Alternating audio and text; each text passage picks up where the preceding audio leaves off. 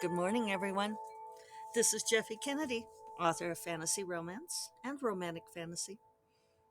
I am here with my first cup of coffee. Delicious. Today is, are you going to say it with me?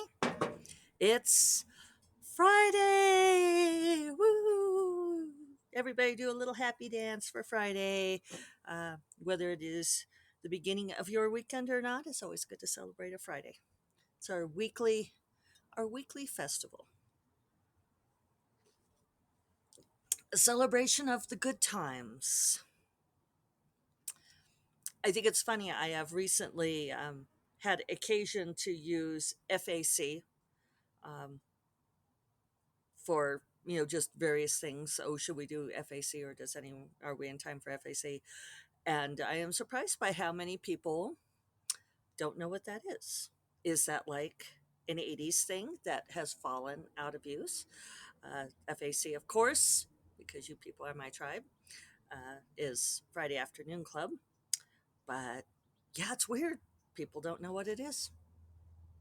I, I mean, it's not like it's a cultural gem that I am extraordinarily concerned is falling out of use, but it's just perplexing. It's interesting which things stick and which things don't. I posted to Facebook last week, and my mom mentioned that the poster has gotten a lot of comments. But it's funny because I was in Dillard's getting my mascara, and I stopped to look at the party dresses, as one does. One caught my eye. What can I say? I had to stop and see. It was, of course, not my size, but it was pretty. I really liked it. Um, and now that I'm actually going to be peopling again, I thought that I might want a party dress, an evening dress. But anyway, there was a teenage girl shopping with her mother in the section, and they were going through, I don't know, looking for homecoming dresses or who knows what it was for. But the mother had held up a dress, and the girl said, I don't know, Mom, it's so 2012 to me. And so I posted that to Facebook, and everybody was equally perplexed because those of us who are not 17 or whatever she was um, are kind of perplexed about what is significant about 2012 fashion. Uh, Clearly, I have many things that I bought in 2012 that I'm still wearing. I should. I even went and looked to see like which conferences happened that year. So for those of you who swim in my same circles, RWA was in Anaheim that year, and which I remember that conference very clearly. And in fact, yeah, Anaheim was first when I met my first agent, when we interviewed and we had breakfast. She had DM'd me and asked if we could meet up at the conference, and I was so happy because all of my friends, and it had felt like forever, you guys, but I'd only been doing it since 2008. It's funny looking back that from for 2008, 2009, 2010, and 2011. And 2011, I think, was the one that was the major debacle for me. I've told that story sometimes, where an agent actually made me cry, where or I cried because of an agent's behavior. Take that responsibility. But I'd been querying all that time, so I guess 4 years is a long time. And my friends were asking me in Anaheim if I was pitching that year, and I said no, I am taking pitches, and I was so happy about that. And I ended up signing with my agent, and she was the one who sold uh, the 12 Kingdoms trilogy to Kensington for me, and also Master of the Opera, my erotic paranormal serial, which is a modern day retelling of Phantom of the Opera based here in Santa Fe. But I think like 10 people have read that book. So, um, so RW was in Anaheim, and Chicago was the RT convention, and I remember Chicago very clearly too. And I remember my outfits for some of those, and which is surprising to me that they are that old and now potentially dated in the eyes of teenage girls. Anyway, for what that's worth. Um, yeah. So anyway, it's funny. Time. What is time? I've got a little caterpillar friend here waiting for me on the. I have sort of an empty planner that I put the laptop up on to get it up high enough. That is a trick if you guys care about such things for like doing YouTube videos, is to put the laptop camera up so the camera's here. Boop. I just booped you on the nose so that you can. It's so that's a little bit higher than your head. It's more flattering than doing the, as we've all done, where you're like looking down into the phone and you get that wonderful shot of you frowning, making this terrible face because the phone's pissing you off, and then you also have like 15 double chins along with it. If you're looking down into the laptop, you kind of get that same view, and who needs that? We don't need that. It would be so 2012. I'm going to make it so 2012 happen. Stop trying to make fetch happen.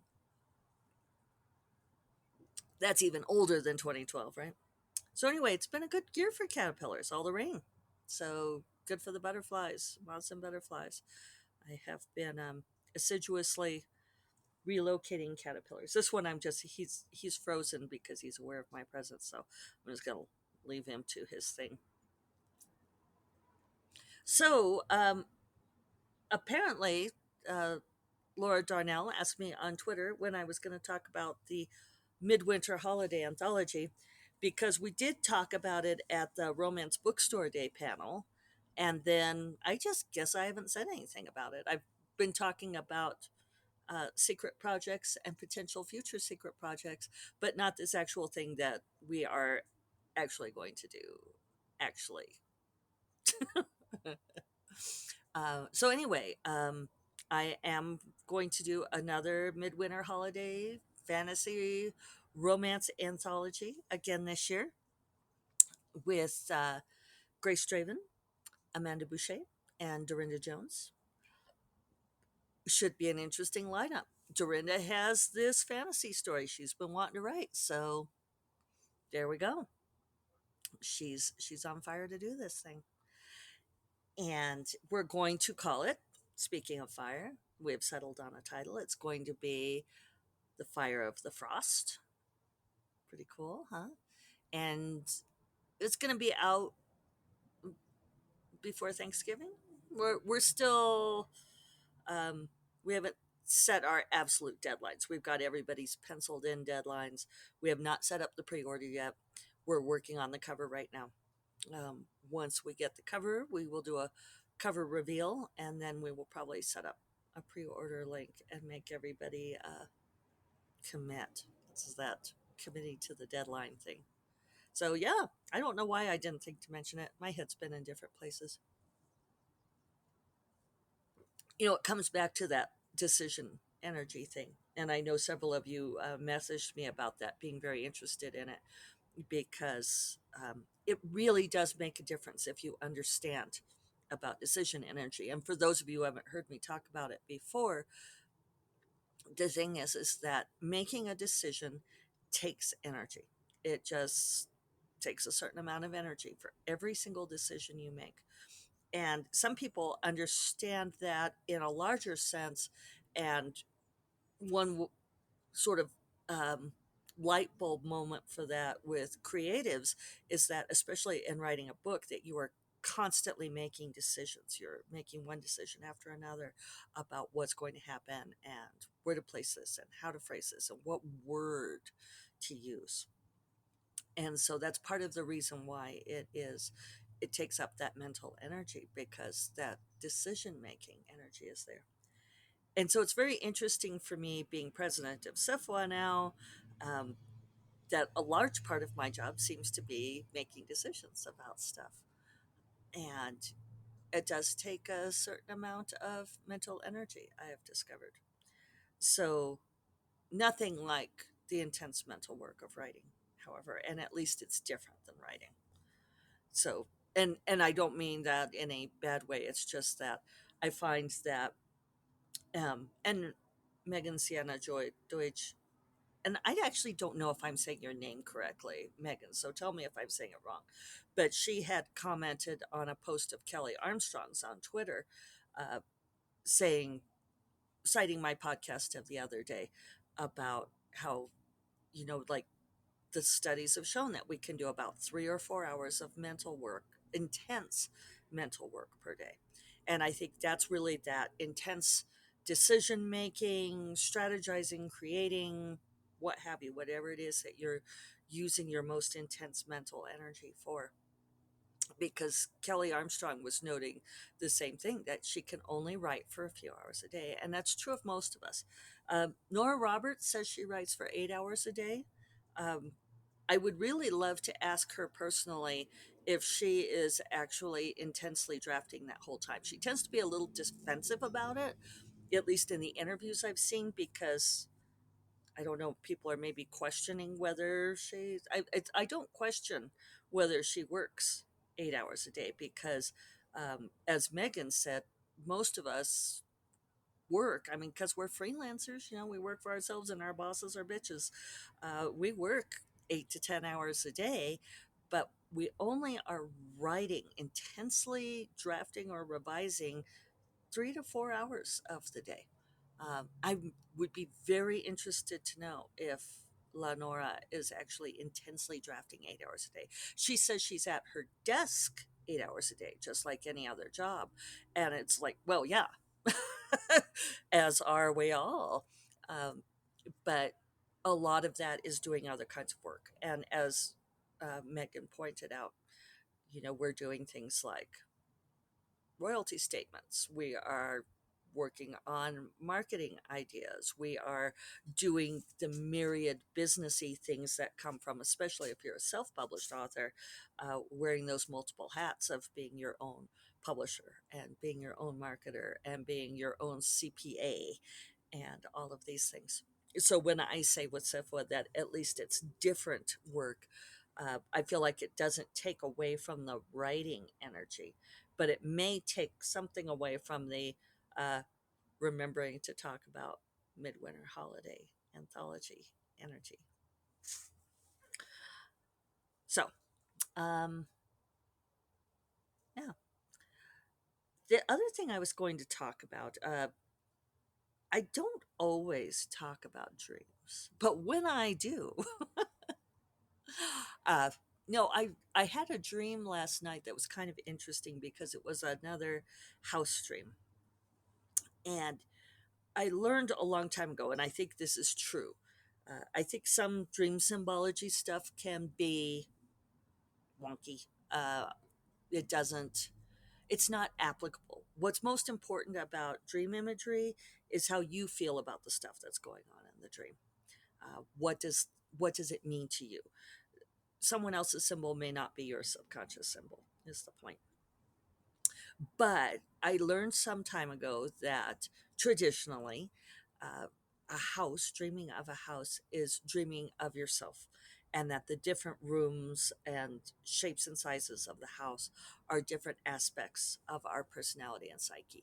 And I think there's a lot of truth to that. It's true for me anyway. And I have recurring house dreams, and they're always interesting to me because I feel like they're exploring different aspects of my house and myself. My house has changed. Sometimes they have very different architectural styles and locations. They're great because they're dreams. So, of course, things shift around. Like sometimes you walk out the front door and there's an ocean there, and sometimes it's a meadow. There are certain consistent themes in my house dreams. Uh, One thing that is a consistent element of the dream is discovering rooms that I didn't realize were there and that I could have been using. I feel like the symbology there is pretty obvious. And so it's always I try to pay attention to what those rooms are. What am I trying to tell myself? What are the aspects of myself that I did not, that I haven't been using, that I hadn't realized were there? And usually they're really cool spaces. And I'm like, whoa, look at this amazing set. And usually it'll be like an entire fucking wing. It's like, wow, did I not know this wing of this house was here? Um, and also, and it's kind of funny because there's always an element of, and who has been cleaning it? Ah, the the realities of a woman's life seep in, regardless, right? Who's been dusting? But there are certain elements of the house that tend to figure into everyone. Sometimes it's like a gothic castle kind of thing, which is very cool. But there's always this sort of series of levels in the middle that are fairly open. Usually there's sort of an atrium in the middle. So it's like a square setup, and then you can look down, up and down to the other floors. And it's always beautiful. It's always beautiful and comfortable, which I think is a reflection of that I like myself. And there's like big armchairs and little groupings, and there's different places you could sit and lots of windows, and there are rooms leading off of these central levels, and sometimes it almost looks more like the Guggenheim with like a big spiral with all of the levels going up. But it was funny, in my dream last night I discovered an entirely new set of rooms, and it was down below, and this time I was like, I knew that they were there, but I was showing other people. Mom, you were in the dream, and I was showing you this whole lower level of the house, and you were saying, "Well, when did you add this?" And I said, "No, it was always here. Uh, we just hadn't gone to it before." Hello, Hummer. Good morning. But it was kind of funny because it was all in Adobe style. It was all like northern New Mexico Adobe style. So living here for 12 years, it has finally penetrated my dreams, and I've added an entire lower level to the house, kind of like a garden level. That was all. It was beautiful, really nice northern New Mexico style, and then it opened up onto a beach with like some subterranean caves and kind of like the baths on Virgin Gorda, with beautiful rocks and turquoise water, and it was like super cool addition to the House of the Subconscious, Jeffy. Very pleased with that one. So I decided I would tell you guys about that one because I do think that the house dreams are interesting. And I understand that many, many people do have dreams where they are wandering through houses and discovering rooms and uh, trying to do things with them. And I think that that's a pretty safe interpretation, that that's what it is. And I think we can learn a lot about ourselves. A recurring theme in dreams for me is like being somewhere near the ocean and not being able to get out into it. So it's always nice when I can. Last night I did. I made it out to the ocean, so was very happy. Revision coming along well, plugging away. It went slowly yesterday because uh, writer coffee, which was fun, but that did take a chunk out of the day, as did SIFWA board meeting plus two other associated phone calls, so that took some stuff. But I'm happy with how it's going and hoping to get a lot done today. So on that note, I will remind you all that First Cup of Coffee is part of the Frolic Media Podcast Network, and you will find more podcasts that you love at frolic.media/podcasts. And I will talk to you all Monday. Have a wonderful weekend. Um, unplug a little, maybe, and go out and be creative. Find a new room in your house. Huh? You all take care. Bye bye.